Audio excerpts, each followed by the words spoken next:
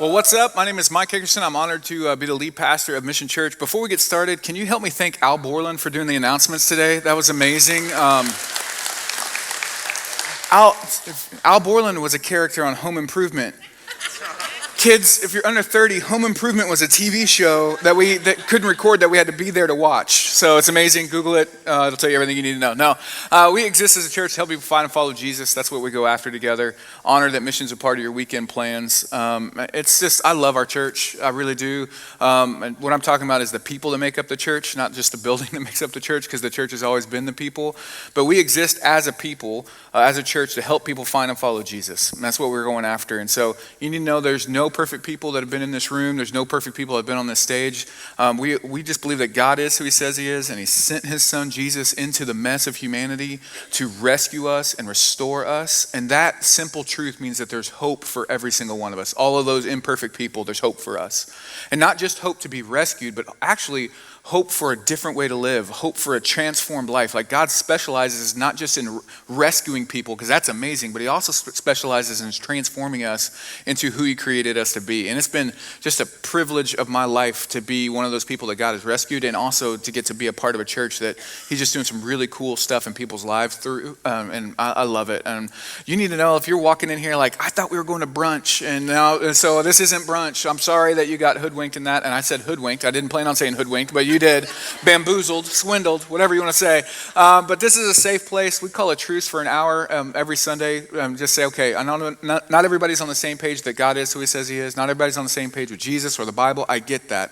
But if it's true that he is who he says he is, and it has some big ramifications for our life, and I think he would know what to do with our life, that he would have a hope and a future for our life, that he would plan to prosper us, not to harm us. Like, we could probably maybe give him an hour on Sunday to go, okay, what would you want to say if you were there? I'm not saying you are there, but if you were there, how would you want to speak into my life? And it's been cool to watch people go like from unbelief to thinking through, like, I think this actually works, and I think God is real, and he wants to relationship with me and wants to transform my life. It's been so cool to watch people along that journey and be somebody that was on that journey as well, because I didn't grow up in church. I would have thought y'all were crazy showing up on Sunday. It's time to sleep in and watch football. But it happened to me as well. We've been in this series. We're getting ready to start this series called Arrows. I'm pumped about it because, and this is a series for everyone, not just parents, because we want to help the next generation. We want to help invest in the next generation and pointing them in the right direction. So whether you're parents or grandparents or aunts or uncles, or you're a coach, you're a teacher or a volunteer, you're a big brother or big sister, or maybe at some point you would like to invest in the next generation or have kids of your own. This is for all of us. And you need to know, like, when people became parents, nobody, and kids, if you're in the room, if nobody, like, none of us as parents thought, I cannot wait to royally screw up this human being. Like, you never like, when none of us started out that way. We've all ended up there because we're all imperfect parents, but it's just, we didn't start out that way. You transformed our life, and we were pumped about it. We didn't got everything right. We haven't got everything wrong. But man, when you were born, it was like, when the next generation, we didn't start out, we were like, we got to get the safest car imaginable. We have to have 50 airbags. They haven't invented airbags yet, but I'm going to invent them to get around them. We're going to get a stroller, and we're going to trick that thing out. It's going to be 4x4 with a roll bar and fog lights and bulletproof. We got to get tutors for this kid. They got to have 4 languages by 4 in their brain. They got to be awesome at basketball and baseball and karate and ballet. And I'm going to join the PTA and coach everything. And I'm going to surf and skate and camp in Magic Mountain. I don't even like Magic Mountain. I don't even like camping, but we're going to do it because this kid needs everything. And then all of a sudden you end up with these like things that you want to be, and this idealized thing as you want to be for the next generation. And then you just get exhausted and tired and annoyed. Other parents. And then you just feel like this sense of inadequacy of helping the next generation, because you don't feel like you're ever doing enough or good enough. You feel like you're doing everything wrong. And we said, you know what? Let's lean in together, because we all need each other to help aim the next generation, to help shoot the arrows of the next generation in the right direction. So that's what this series is. That's what the tool is for over the next 4 weeks, for us to lean in together. And we're going to talk about 4 simple things. Is that we're going to say, you know what? We need to know where we're aiming the next generation. If we're shooting arrows, we need to know what we're aiming at. The next week we're going to talk about adjustment. And if you've ever been involved in serving or parenting the next generation, it requires a ton of adjustments. And from every simple thing or every movement or every phase that you're walking through, there's always adjustments and counter moves that need to be made. And I'm not saying like argument counter moves. I'm saying like counter moves and counter moves that need to be made to adjust the direction and trajectory of our lives. And third, we need to be anchored to something that's more significant. If we're going to really shoot the arrows well of the next generation into the future, then we need to have an anchor of our life to hold us into where we're supposed to go. And then the fourth week, we're going to talk about there's a release aspect that comes with the next generation because they're not supposed to stay in your house forever, right? Right?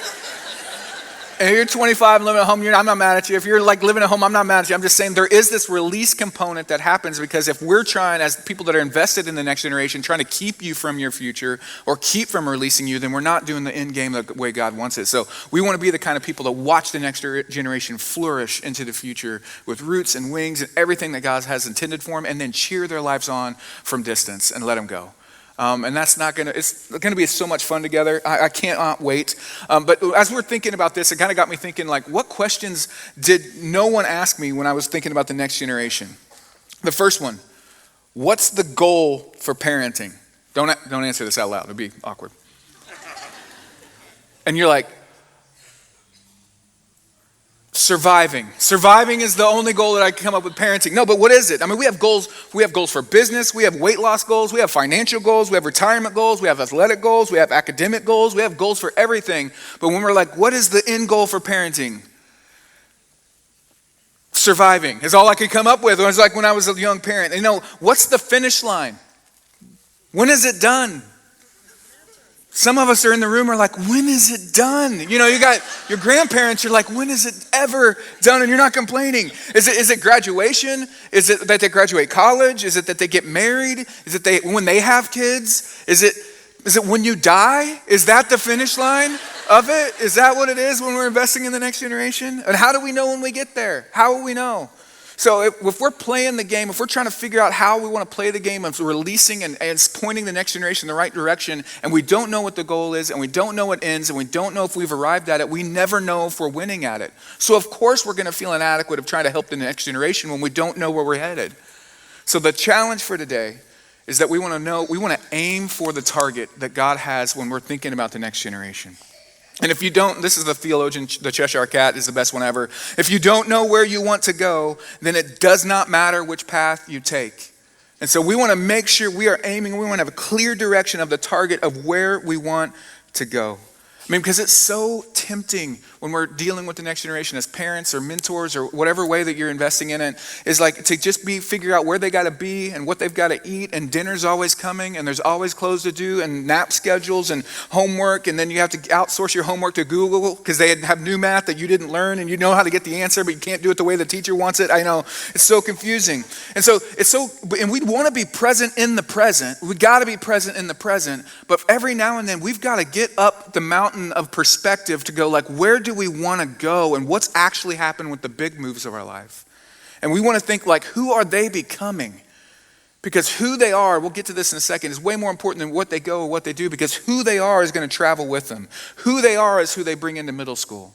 Who they are is who they bring into high school. Who they are is who they bring into college or career. Who they are is who they bring into their marriage. And who they are is who they bring into their job and their future family. So when we imagine the target, this is me, I get so caught up in what I think that they will do. Like the sports or the short term or the degree or the job or the spouse or the kids or the college or the home or the nest egg or taking care of me in retirement or whatever. I just think through what they're going to do with their life. And I get so messed up with that. I don't know if you're like that. One of my faults, I want to make sure that I'm not always just focused on what they do, because when God looks at our next generation, he imagines the target. He thinks about who they are. And his view of success is so much different than what they do. He's not caught up in home run totals or SAT scores or flawless skin or blue ribbons. He's not mad at any of those things. But when he grades the next generation, it has nothing to do with what they do. It has everything to do with who they are. He wants to know, are they becoming more loving and merciful people? He wants to know, do they act justly? Do they stand up for the underdog and oppressed? Are they full of integrity and honesty? What you see is what you get, solid all the way through. Do they forgive? Are they peacemakers? Do they have a teachable spirit? Are they humble? Are they grateful? Do they work hard and serve other people? Are they generous and sacrificial? Do they have an authentic connection with God? God's going, that's the target. We say this all the time at Mission. God is way more concerned about who we are than where we go or what we do. Some people are like, I just don't know God's will for my life. Is it blue shirt or plaid shirt. I don't know. And it's like God could care less with where you go or what you do if you're not the right person. He cares way more about who we are. Love, joy, peace, patience, kindness, gentleness, self-control. That's his scorecard. That's his target of what makes an awesome life than he does of where we go or what we do. Because you could be in the right place with the right job and be the complete wrong person when you get there, and you are outside of God's will and plan for our life. And we have to help our next generation get that. And we parent, unfortunately, I parent too much out of what they are doing, not necessarily of who they are becoming. And so if I know that God is way more concerned about who we are than where we go or what we do, I want to make sure that I'm pointing the next generation that I can have influence on, that is the most important thing about them. That's the aim that we're going after. That's the target. That's where we want to release them into. And Mark 12, 30 and 31 says it this way. It says, Jesus says, love the Lord your God. Because somebody was asking, like, what's the most important thing? Jesus is like, I've got an answer for that. Love the Lord your God with all your heart, with all your soul, with all your mind, and with all your strength. And the second one that's most important is this. Love your neighbor as yourself. There is no commandment greater than these. I mean, that's the goal. That's where we're headed. And that's what matters 100 years from now in the life of the next generation. Cheer on the home runs. Brag about them. The soccer goals, that ballet form, that's awesome. But 100 years from now, we want to have pointed them in the right direction as best as it depends on us. And it's not all up to us, but we can help. That the most important thing is who you are. Loving God with everything that you are is the most important thing that you can do in loving people. What I'm learning is that the kind and quality of relationship that our kids have with God now will determine the kind and quality of relationship that they have with God in the future and into eternity. And so we want to point them in that right direction of loving God and also loving people. That it matters how we work with others in school. Does not work well with others. No, it matters that how we work with others. It matters how good of a teammate we are. It matters how we play the games. It matters about love and joy and peace and patience and kindness and gentleness and faithfulness and self-control and all the stuff that's developed in us. Because we want to be the kind of people that love what God loves. And what God loves is people that are going to be in heaven with him. And so we got to make sure that we invest our lives and we point the next generation to say, you love God with all your heart, mind, soul, and strength, and we're going to get this wrong, and I mess up, and you're going to mess up, but this is the target. That's where we're headed, and you got to love people. It is not about you. You serve others. You defer to other people. You help other people. That's where you spend your life. You leverage your life because that's exactly what God has done for us. And along the way, you build character. You have character. Because God cares about who you are becoming. And so we want to be the kind of people that point the next generation that way. There's a famous next generation verse in the Old Testament. It's in Deuteronomy 6. And it would be like a famous where all the people of God in the Old Testament, they would gather together and they say, this is the charge for the whole nation to put the next generation on the right path. And this is what it is. It says, listen, O Israel, the Lord is our God, the Lord alone. And you must love the Lord your God with all your heart, with all your soul, and with all your strength. Jesus did not give credit for that, by the way. So he totally he wrote it. Anyway, it's complicated. But this has been always the way it is. Love the Lord your God with all your heart, with all your soul, with all your strength. And this is interesting. You must commit yourselves wholeheartedly to these commands that I'm giving you today. Repeat them again and again to your children. Talk about them when you're at home and when you're on the road and when you're going to bed and whenever you get up. Tie them to your hands and wear them on your forehead as reminders. Write them on the doorpost of your house and on your gates. We're not tying anybody's hands with that stuff today. But those of you that have the lettered thing in your home, you're like, see, honey, it's in the Bible. That's why we're supposed to have live, laugh, love right there. That's why we have it. Other people can say that. But no, you commit yourselves.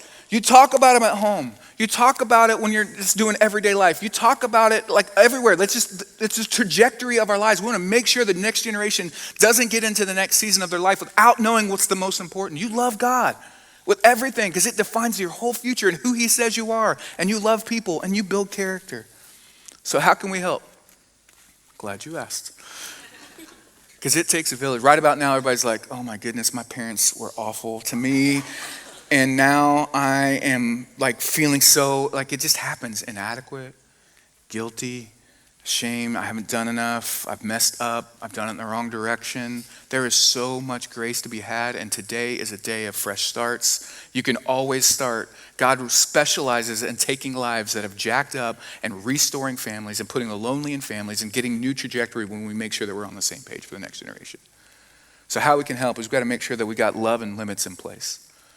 And I'm going to throw up a graph, and there's the high love and high limits and low love and low limits, all that stuff. So there's a way that, and you're going to find yourself on this graph in your mind, and you're probably going to grade yourself worse than you think you are. And you're going to realize that there's times on this graph that when I'm hungry, angry, lonely, tired, annoyed, frustrated, you probably swing one of these different ways, and maybe just kind of figure out where we are and what maybe God would be moving us to. So high love and low limits is the indulge person for the next generation. This is the mom from Mean Girls. That's the cool mom. I'm not a regular mom. I'm a cool mom. Like they have no boundaries. It's a little deceptive because love without limits doesn't really exist. But these are the homes where the parent's main goal or the person investing in them's main goal is to be their buddy. And there is a phase of parenting, or there's a phase of investing in the next generation where coming alongside them is appropriate to coach them and cheer them on, but it is not usually in the phase where indulgent people are doing that. They're just letting them do whatever we want. And if you've grew up in a home where you had high love, but it was basically enablement, and you had no rules or no check-in or no boundaries, you could do whatever you want, it probably did not end well for your life when you got on your own and you could make any decision that you wanted. You typically train wreck your life when there's no boundaries and no limits. And the second area is that we have low love and low limits. This is the neglect area, where there's no affection, no affirmation, very little encouragement, as well as no boundaries, no structure, no rules, no discipline, just do whatever. This sets up the next generation for an incredibly difficult life. And some of you may have grown up this way, and you understand what this kind of sets in motion for a kid's life, because they will search and search and search for that love and that affection and that acceptance, because we are acceptance magnets. So we will go to the first thing that out-accepts everything else, and we will glom onto that, and it typically is something that takes us down a path that is not good. And that's some of our stories. And we'll be looking for love, in all the wrong places, country song. That's all right. And then third is that we've got low love and high limits.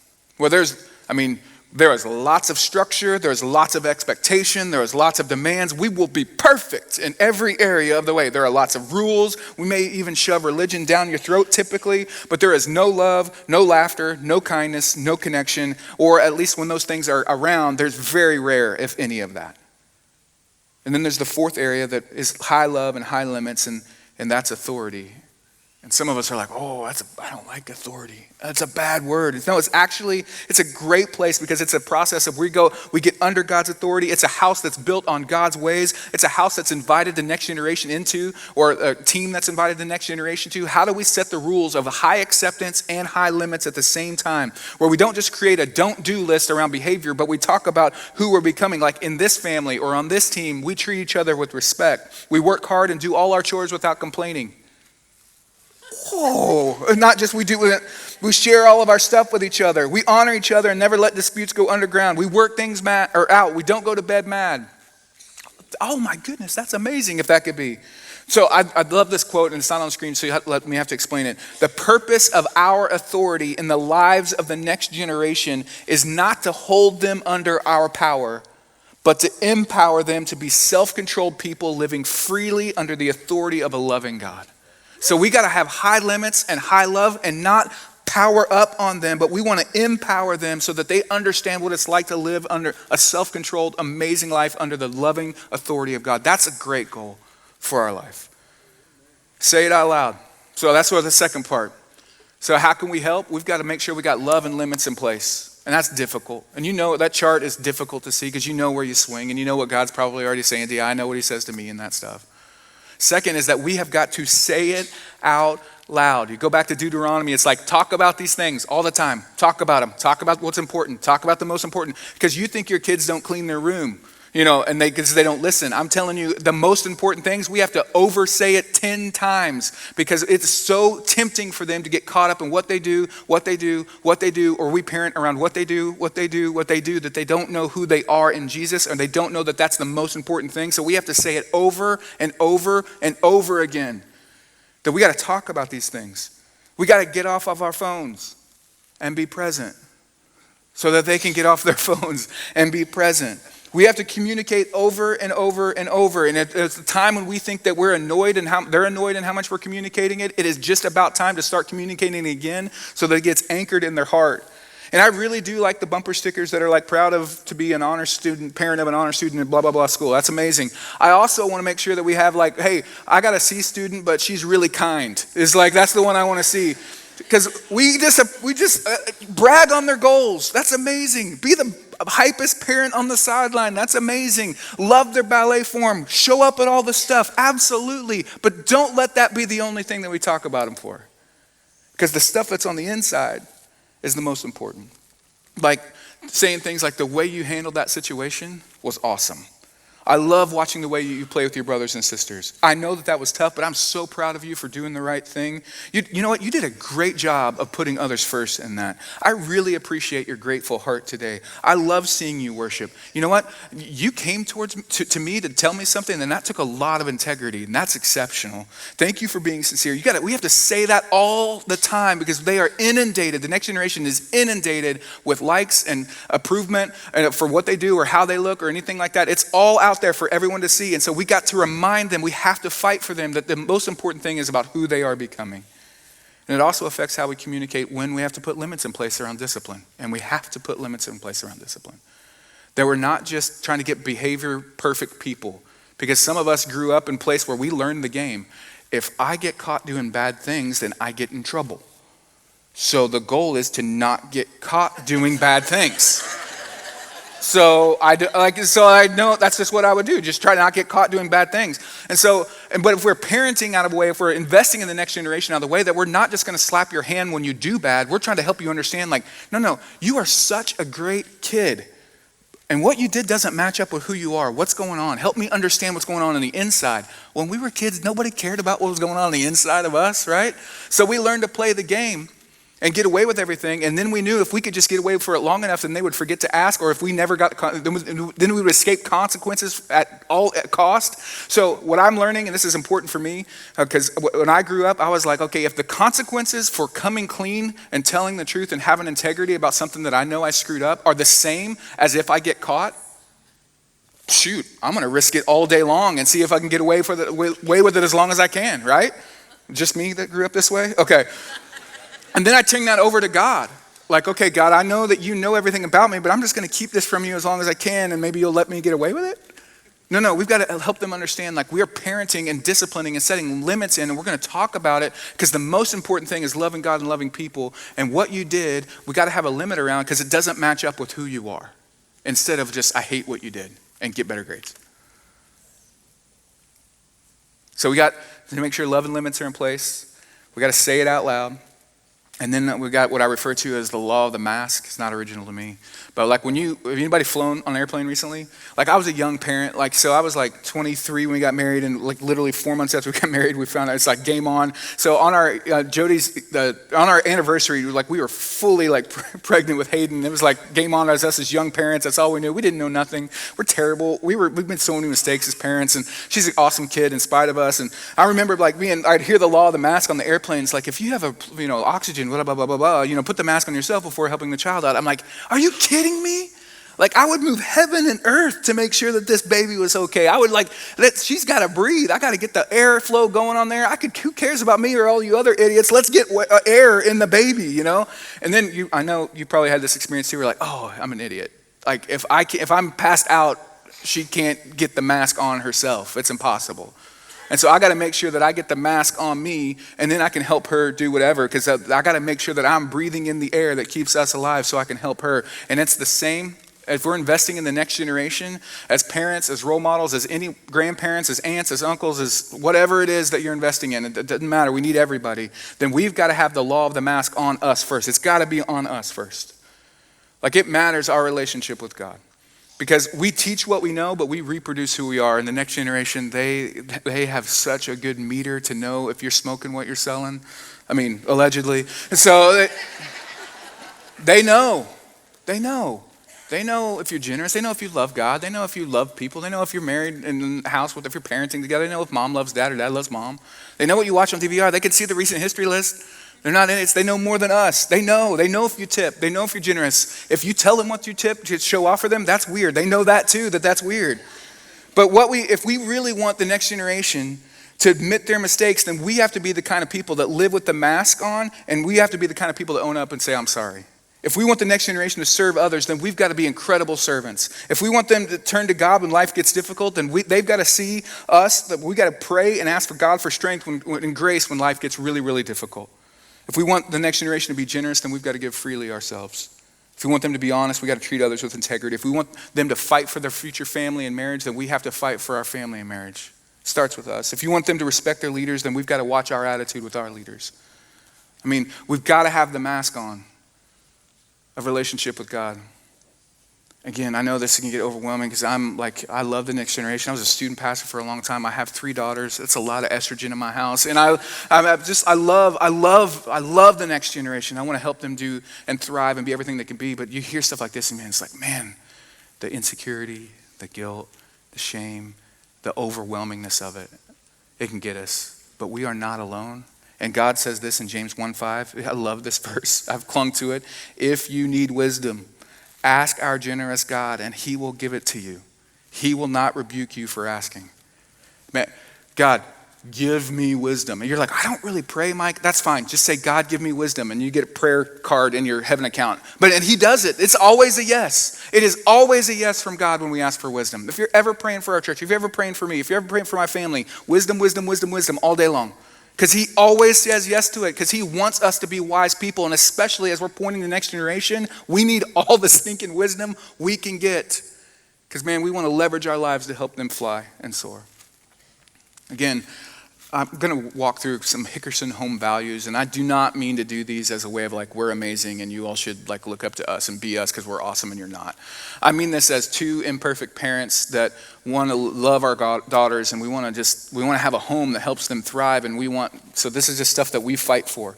So this is us. In this home, we love Jesus, live grateful, put others first, believe the best, forgive freely, and dispense grace.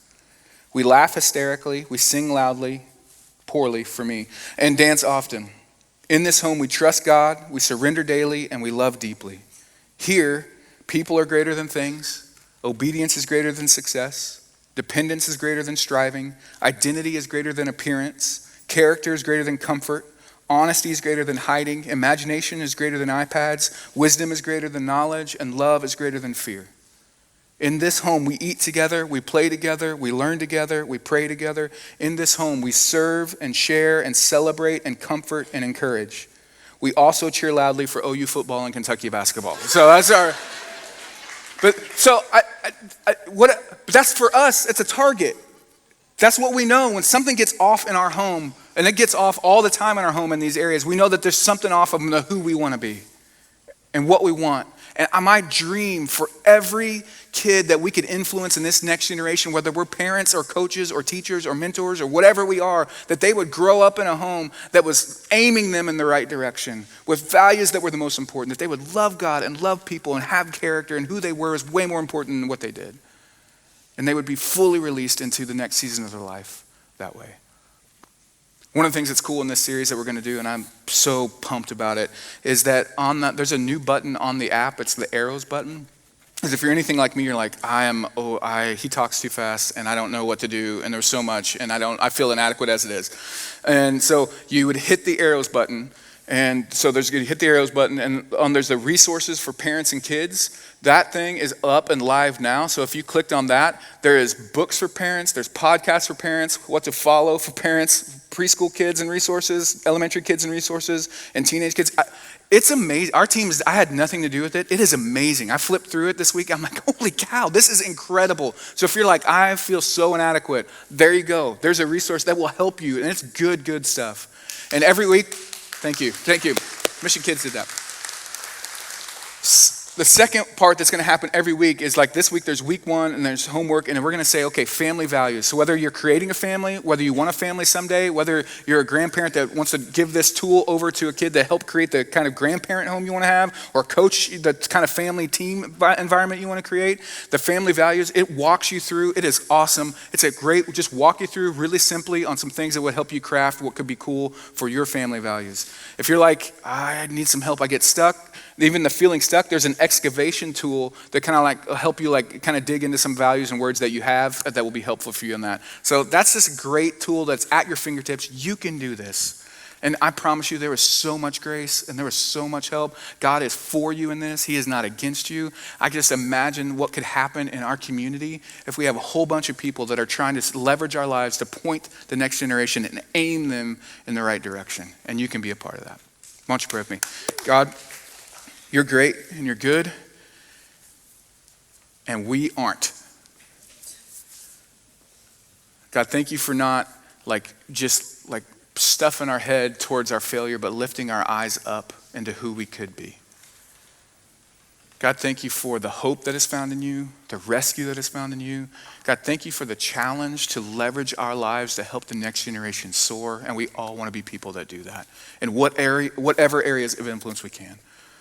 But God, we're going to need you, and we're going to need wisdom, and we're going to need each other. In Jesus' name we pray. Amen.